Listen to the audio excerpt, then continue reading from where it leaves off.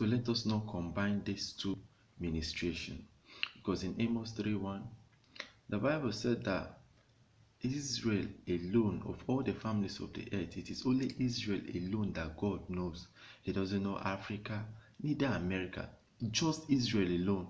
He created us, but he doesn't know us. It is just Israel alone that he knows of all the families of the earth. So an Israeli man cannot be us. We are Gentiles, we are heathens, we don't know God. But when Christ came, he came to his own, but his own received him not. So he opened up his arm and said, whosoever that believe in him, to them he gave power to become what? Sons of God. So there are three nations: Israel as a nation, the church as a nation, then the Gentile nation. So if an Israeli man now wants to be in the church of Jesus Christ, remember he said he will build his church in Matthew 16:18, that he will build his church and the gates of hell shall not prevail. So if an Israeli man now wants to be in that church of Jesus Christ, he has to do away with everything that pertains his culture and everything. He has to do with everything that pertains his tradition. So if I, a Gentile, want to be in that church of Jesus Christ, so I have to drop everything that pertains my culture, everything that pertains my tradition. So I cannot introduce Omenana into the church of Jesus Christ. So you cannot combine these two things in the church of Jesus Christ. You live according to Christ. So when Christ came, he told us that he is going to build his church and the gates of hell shall not prevail. He told us one church. But today there are churches here and there with different doctrines. In Ephesians 4, remember he said one baptism, one doctrine, one faith. I am a Christian and you are a Christian, but your baptism is different from my baptism. My faith is different from your faith. Then how can we say we are serving one God? And how can we say we are going to one heaven? Remember that our God is not the author of confusion. So he made all this clear to us, that we do not mix law and grace in the church of Jesus Christ. When you read Matthew 7:19, it said that did not Moses give you the law, and yet you could not keep the law? Jesus Christ was speaking to the Israelites because the law was so difficult to keep. The law made nothing perfect, but he made all debtors. It made all guilty before God, because the law was only a shadow of good things to come. When you read Romans 10:4, it says Christ is the end of the law for righteousness' sake. But then our pastors now, they compel us to pay tithe in this dispensation of grace. So when you tell them, they'll tell you that Christ did not come to condemn the law, but Christ came to fulfill the law. Fine. If Christ has come to fulfill the law, is it just tithes alone that the pastors saw? There are other things in the law. Because in James 2:10, the Bible said that if you offend in one law, you are guilty of all. So how come we are only keeping tithes?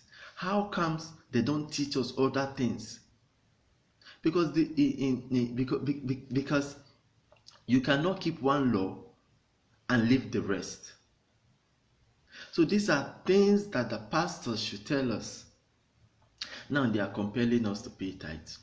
When you read Deuteronomy 14:22, the Bible was teaching there on how the Israelite people that we say we want to walk after, people that served God before us, that if we want to walk the way they did, tithe was paid in one place. And tithe was never paid monthly. Tithe was paid yearly. And there's a tithe they pay every 3 years.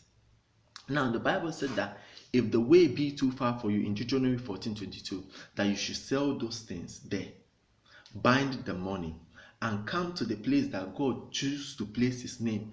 Go to the nearby market there, buy those things. Tithe was never paid with money. In Matthew 23:22, it says, woe to you, scribes and Pharisees, who pay tithe of means and ways, and leave the weightier matter. They leave the way of righteousness that they should be teaching us, and here they are telling us about tithe. Is tithe of the dispensation of grace? Tithe is of the dispensation of the law. If you read John 5:45, it said, did not think that I will accuse you to the Father. It said, there is one that accuseth you to the Father, even Moses, in whom you believe. For if you had believed in Moses, you should have believed in my words, because Moses wrote of me. That law was a shadow of good things to come. Now Christ has come to redeem us from all these curses of the law. Then how comes they are there busy compelling us to pay tithes? Now people will be like, he's talking what he knows not.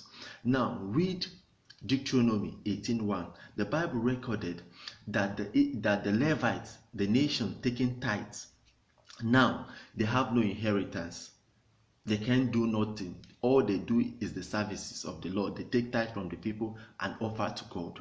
Now, because they don't do anything, so they feed from what the people bring. Now, our pastors collecting tithe from us, are they Levites? Are they Israelites? An Israelite can never be a Gentile, and a Gentile can never be an Israelite. These are two different nations. These are two different things. So if they take tithe from us, are they Levites?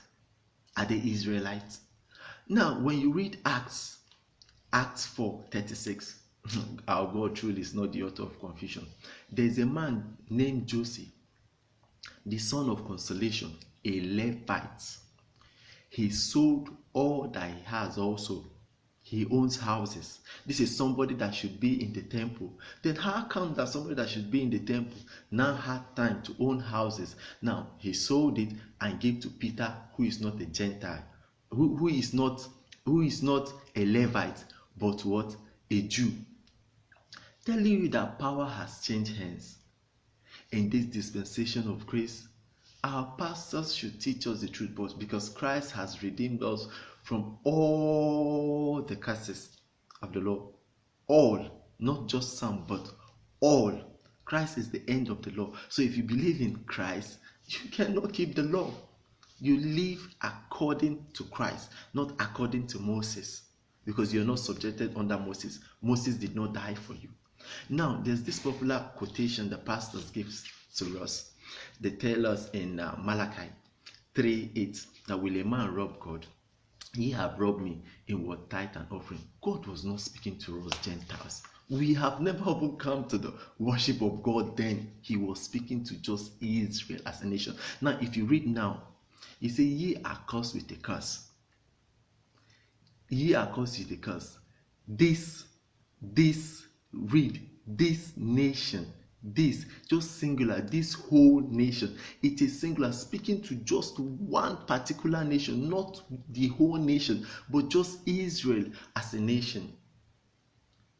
Now, when you read that Malachi 4:4, the Malachi will tell you that, remember ye the law of Moses. Remember ye the law of Moses. Still speaking to the Israelites, for all Israel alone, not we Gentiles. Pastors, please tell us truth. Tell us truth, that we may live in righteousness, that we may live and walk in truth, not in deceit. Thank you.